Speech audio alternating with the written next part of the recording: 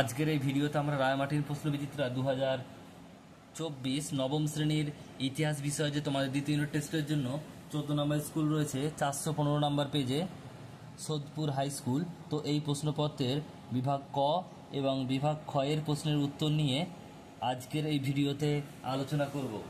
চলো ভিডিও শুরু করা যাক। একের দাগে বলছে সঠিক উত্তরটি বেছে নিয়ে লেখো। একের এক, ন্যায্য অধিকার নীতির মূল কথা। অপশান নাম্বার সি, ফরাসি বিপ্লবের পূর্বকার রাজবংশকে পুনঃপ্রতিষ্ঠা করা।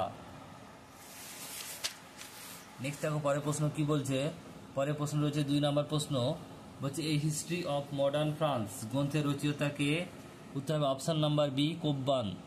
নেক্সট প্রশ্ন বলছে বলকান অঞ্চলে অন্তর্ভুক্ত ছিল। Option number A, Romania. Next প্রশ্ন 4 নম্বর, ইংল্যান্ডের একটি গুরুত্বপূর্ণ শিল্প শহরের নাম। এটা হবে গ্লাসগো। Option number D.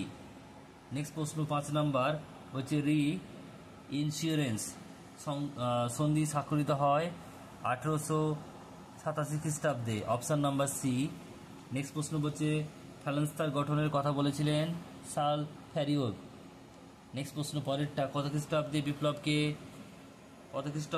খ্রিস্টাব্দের বিপ্লবকে রাশিয়ার ইতিহাসের প্রথম বিপ্লব বলা হয়? 1905 খ্রিস্টাব্দের। নেক্সট প্রশ্ন 1932 খ্রিস্টাব্দে জার্মানি প্রেসিডেন্ট ছিলেন। এটা হবে Hindenburg. Option number D.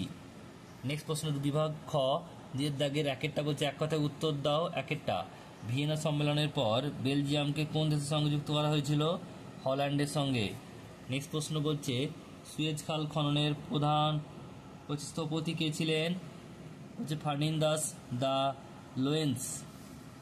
Next প্রশ্ন 3 নম্বর প্রশ্ন, কোন ফরাসি সেনাপতি মার্লেনের যুদ্ধে জার্মান বাহিনীকে পরাস্ত করেছিলেন? জোসেফ। এরপর হচ্ছে বিয়ের দাগে সত্য মিথ্যা। একেরটা বলছে লুই ফিলিপ বুর্ব রাজবংশের রাজা ছিলেন। এটা হবে মিথ্যা।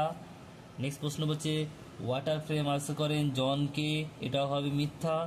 নেক্সট বলছে আভান্তিক পত্রিকা সম্পাদক ছিলেন মুসোলিনি। এটা হবে সত্য। নেক্সট হচ্ছে সিয়ের দাগের প্রশ্ন।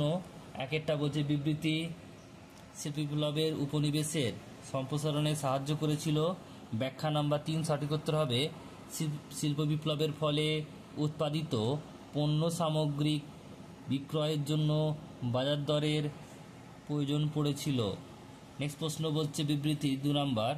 বিবৃতি রয়েছে দেখো, প্রথম বিশ্বযুদ্ধের পর জাতিসংঘ প্রতিষ্ঠিত হয়। ব্যাখ্যা নাম্বার 1 সঠিক উত্তর হবে বিশ্ব শান্তি প্রতিষ্ঠা করার জন্য।